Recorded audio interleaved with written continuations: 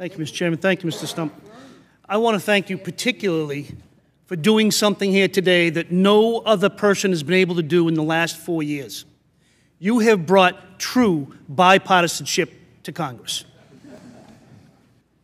You, on the other hand, have run an enterprise that has a culture of corruption.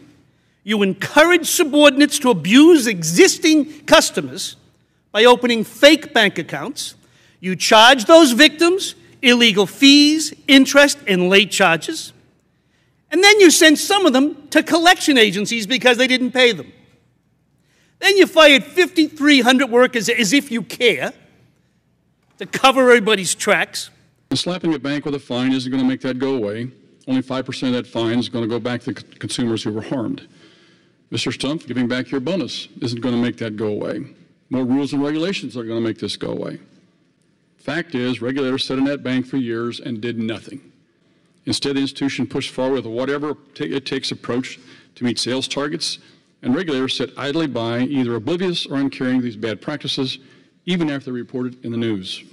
I tell people I'm shocked and dismayed. I'm dismayed that the bank allowed this to happen because you did have a culture in place that allowed this to happen, and I'm shocked that regulators sat on their thumbs this long and did nothing, and so much blame to go around in this, it's unbelievable. A while ago, you made the comment that you have a good culture in your institution, that this shouldn't be happening. Well, Mr. Stumpf, your own testimony says that you're firing 1,000 people a year. 1,000 people a year. The only one way that that can happen, and that there's a culture there that allows that to happen year after year after year. There's a laissez-faire approach to what you're doing in your bank. Somewhere along the line, somebody's going to call a timeout and say, enough is enough. This can't continue. And yet, year after year, you're firing people, trying to hope this thing goes away, and the regulators are watching it and still sitting on their thumbs. These